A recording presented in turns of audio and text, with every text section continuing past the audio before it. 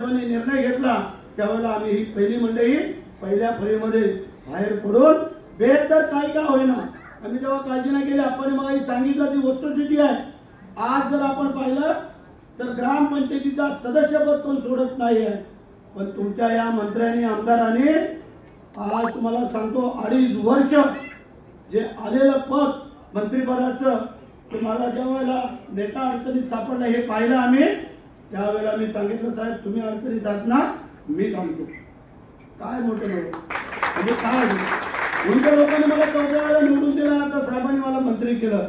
हे केवळ आणि केवळ गोरगरिबांचे आशीर्वाद आणि तुमच्यासारख्या निष्ठावंतांनी केलेली मेहनत। म्हणून मी पुन्हा एकदा तर तुम्हाला सगळ्यांना मनापासून धन्यवाद देतो। काही प्रसंग असले काही आम्ही आहोत, हे पद आमच्यासाठी नाहीच आहे।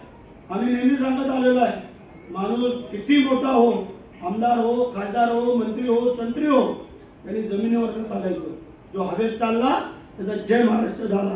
आम्ही जमिनीवरनं चालणारे कार्यकर्ते आहोत म्हणून आपल्याला 3 वेळा मला 4 वेळा निवडून दिलं। बऱ्याचशा लोकांनी देव पाण्यात म्हणून ठेवले होते आप्पा खासदार होऊ नये आणि बरेचसे आमदार होऊ, पण तसं काय झालं नाही।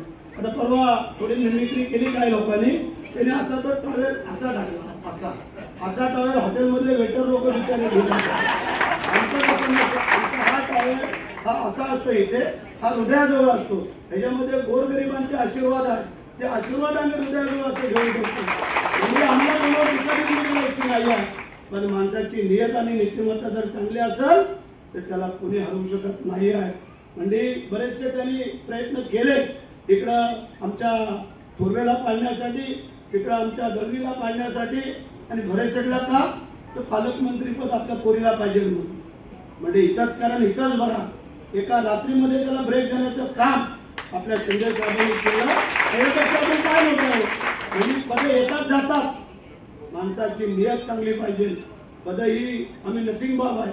आणि म्हणून तुम्हाला हा पुन्हा एकदा मी सगळ्यांना व्यासपीठावरून खास करून आप्पांना 8 वेळेला जो संसद रत्न पुरस्कार मिळालेला आहे हे तुमचं आमचं भाग्य आहे की आपल्या खासदारांना 8 वर्ष कोणाला मिळाला असेल आम्हाला नाही माहिती, मला ते शोधावं लागलं त्याच्या अगोदर कोणाला भेटलाय, पण सलग 8 वर्ष नाही ना, सलग 8 वर्ष किंवा तुमच्या सगळ्यांच्या जरी आमच्या वाढदिवसाचा असला तरी ते आप्पांना आम्ही शुभेच्छा देतो। आप्पा तुमच्या हातून आणखी चांगली कामं होत आणि जरी तुम्ही दिल्लीला असलात तरी इकडे आम्ही आहोत, काळजी करायचं कारण नाही आहे। दिल्लीवरून जे काय भावडानी खेचून आणता येईल तेवढा आम्ही आहोत।